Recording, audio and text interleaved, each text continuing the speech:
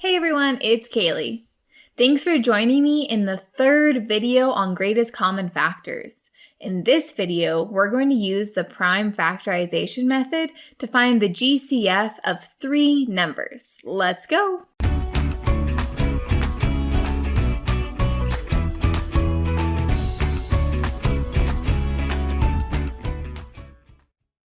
Joe has 4 sandwiches, 6 glasses of milk, and 8 cookies, and wants to know how many identical lunches he can make with no leftovers.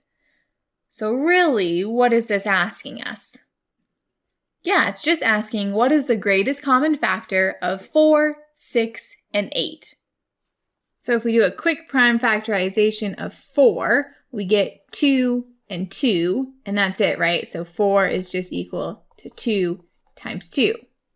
Now, if we do that for 6, we have 6 gives us 2 and 3, and that's it, right? 6 is equal to 2 times 3. Now, what about for 8? 8 gives us 2 and 4, and here we get another branch. 4 is 2 and 2, so for 8, we can say 2 times 2 times 2. So what's my next step here? Yep, finding those common factors. But it looks like I have a 2 here, a 2 here, and a 2 here. And then I have matching factors between this 2 in my 8 and this 2 here in my 4, but there's nothing matching here in my 6, so that doesn't count and that doesn't count. So that means I really only have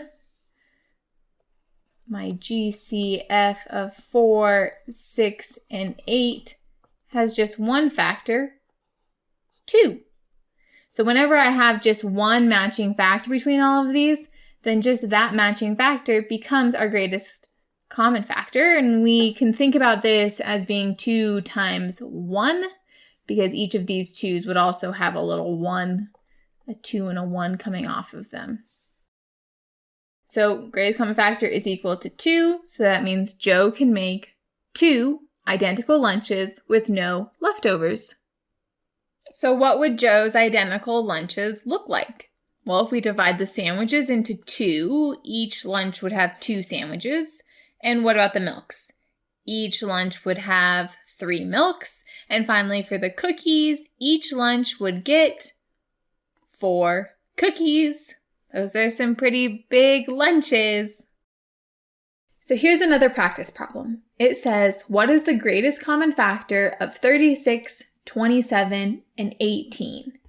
So even though I have 3 numbers here, what's my first step? Yeah, we need to do prime factorization of all 3 of these numbers. So let's go ahead and start with 36. I know 2 goes into 36 how many times?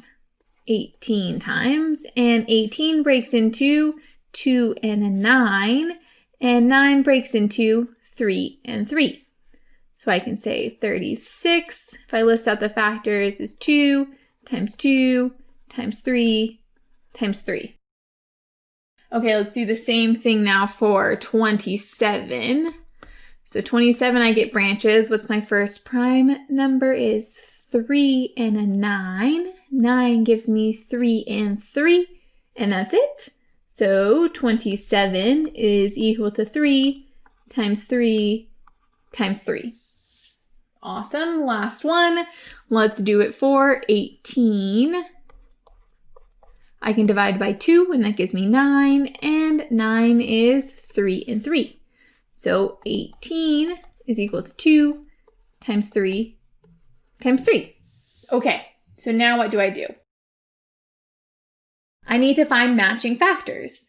And matching factors between what? Yeah, all 3 of these numbers, 36, 27, and 18. Well, right off the bat here, I see 27 only has 3's in it, right? So that means this 2 and 18 isn't matching with 27, and these 2's don't match with 27 either. So they're out of the picture. So in 36, I have 2 3's here. In 18, I also have 2 3's. So in 27, I can only take 2 of my 3's. that are matching. And then what do I do with my matching factors? Yeah, I multiply them together. So this will tell me that my greatest common factor, my GCF of 36, 27, and 18 is going to be equal to the product of our matching factors between all three numbers, which is 2 3s. So 3 times 3, which I'm sure you know, is 9. So the greatest common factor of 36, 27, and 18 is 9. Did you notice that finding the GCF of 3 numbers is pretty much the same as finding the GCF of 2 numbers?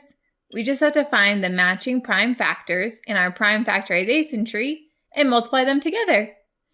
Now we can move on to our last GCF video and do some examples together. Hey.